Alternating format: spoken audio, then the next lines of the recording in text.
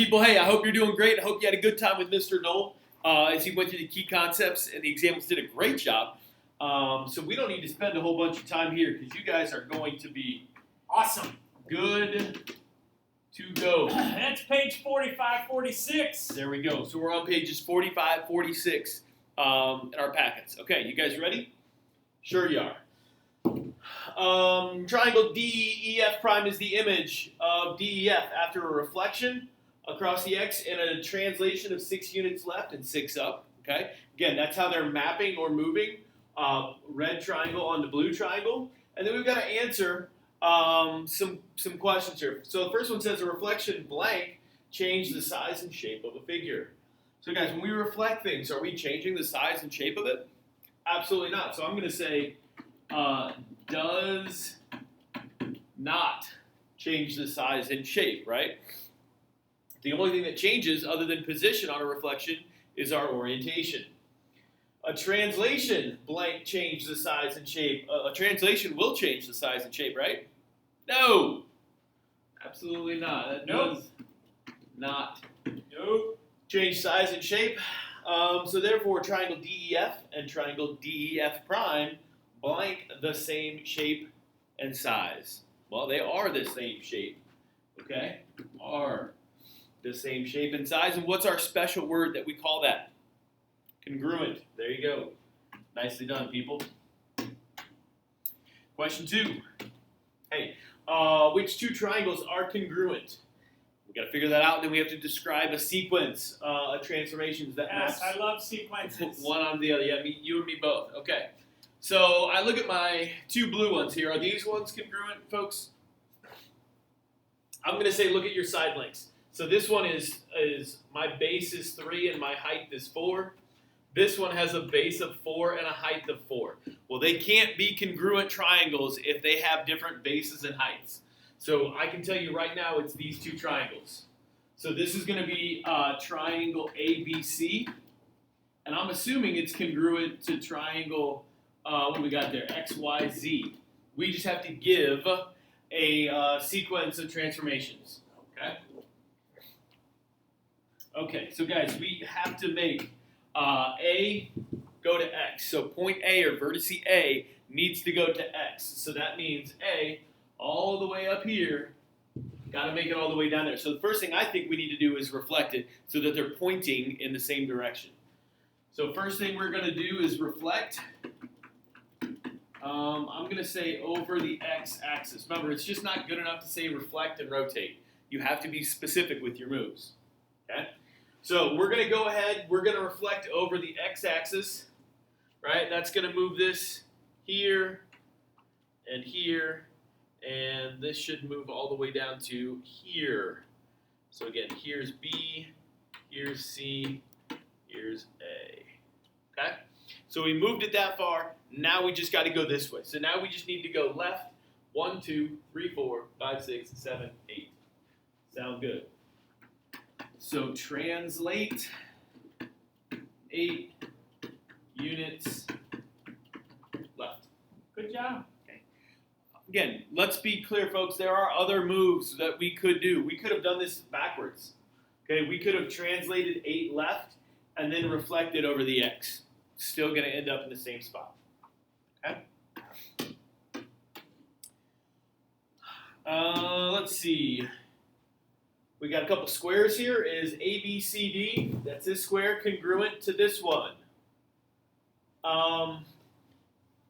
Yeah, they are congruent, guys. Look, are they both squares? Yes.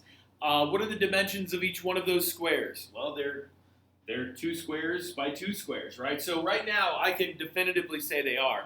I'm assuming they want us to make a sequence of transformations. Okay? However, folks, look at the orientation.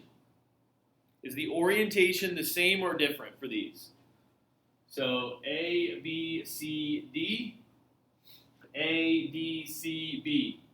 So that tells me right now the orientation is different, so we have to do a reflection. Okay? And when we do that reflection, remember, I can reflect this way, or I can reflect down. I need A and B to be on the bottom.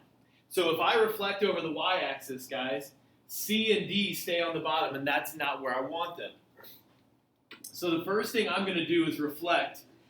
You can reflect whatever you want. If you're good at reflecting over the x-axis, you're going to do that. If you're really good at reflecting like Mr. Noll is, maybe you want to reflect over the line y equals 3. I don't really care. I want you to get it right, okay? So we're going to go ahead and we can reflect over this line. Actually, you know what? Let's just be bored.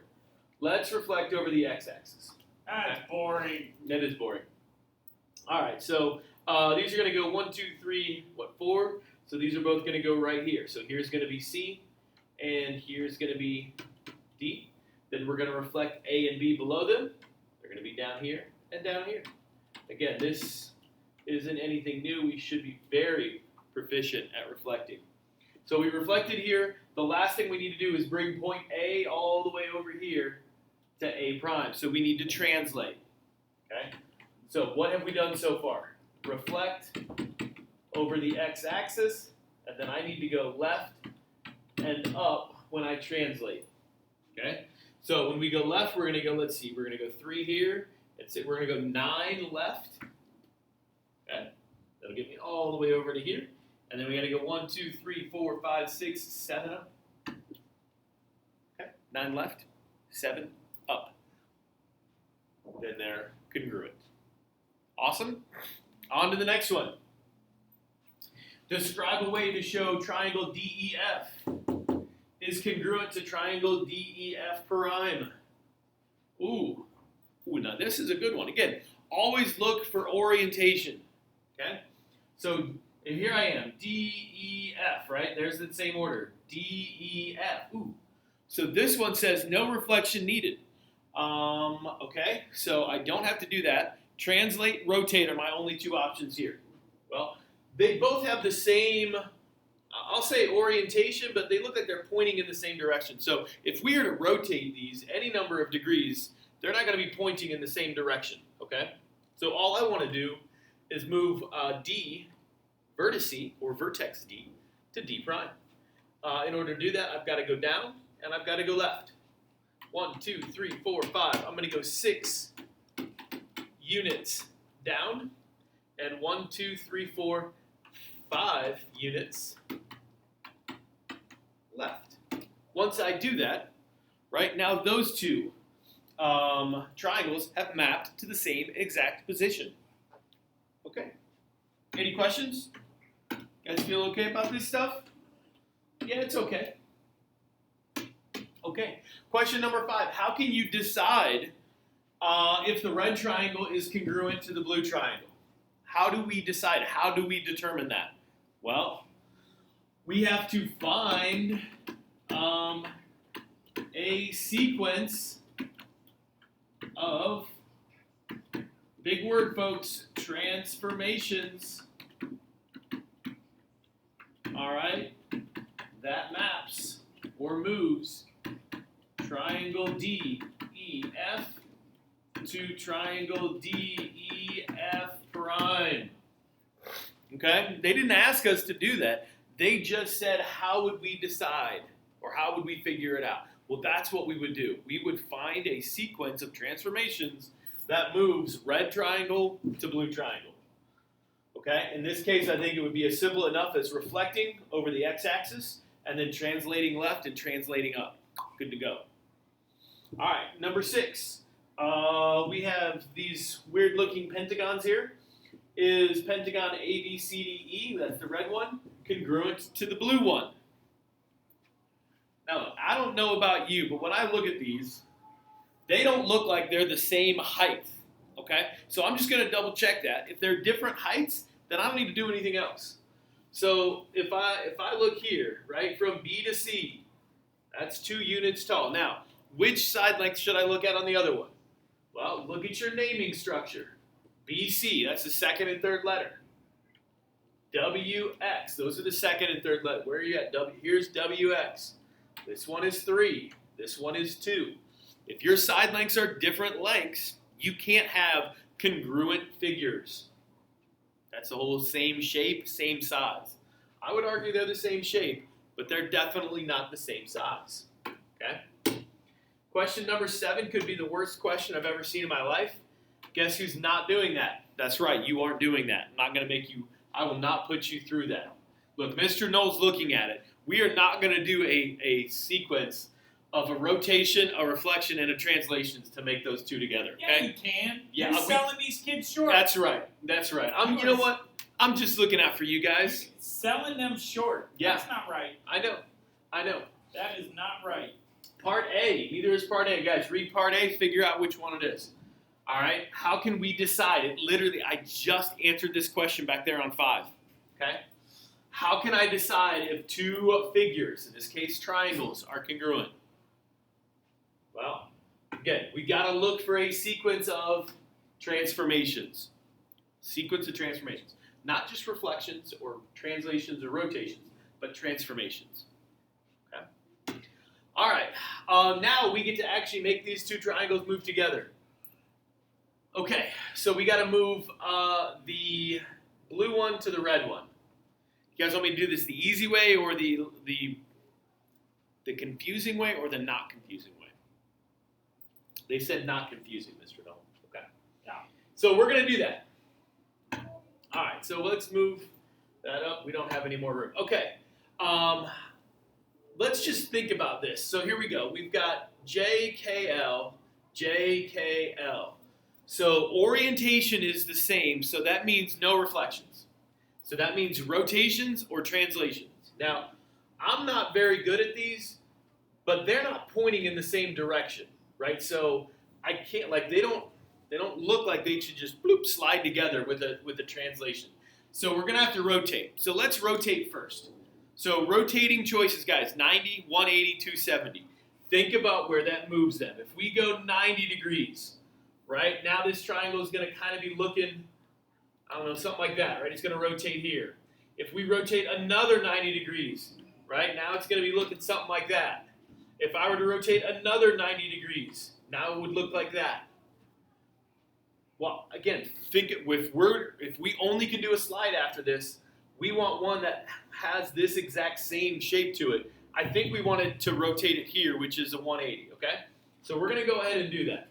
So the first thing we're gonna do, I'm gonna write that up here, we're gonna rotate 180 degrees, okay? So let's figure out where our new points go to. All right, so J is at, where are you at, J? 3, 5. 3, 5. When we rotate, it's going to be at -3, -5. -3, -5. J. I know I could put J prime. Calm down, people. K is at 4, 3. So K, 4, 3. Guys, when we rotate 180, again, keep the same order. Change to your opposite. -4, -3. This is K. What do we got last here is L. All right, L. You are at 2, 4. 2, 4. So you're going to be at -2, -4. -2, -4. L. All right, so that's what we did first, just like I thought, guys. Look, JKL, JKL. Now we are golden. Now I think we just need to move our two vertices, corresponding vertices together. So let's look at K and K prime. All right, and we just need to go up, and then we need to go right. So 1, 2, 3, 4, 5.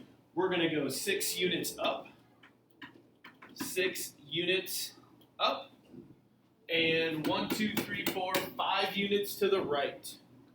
So 5 units right. I'm lazy. I just put arrows for the directions, right? We call that a vector. You guys already know that, though. Okay? So there you go. You guys are dangerous now. 6'5", if you haven't figured out, a lot like 6'4". Multiple transformations to move one figure onto the other figure, okay? Guys, good job. Really proud of you guys. Let's get into our Math Excel and everything else. See you.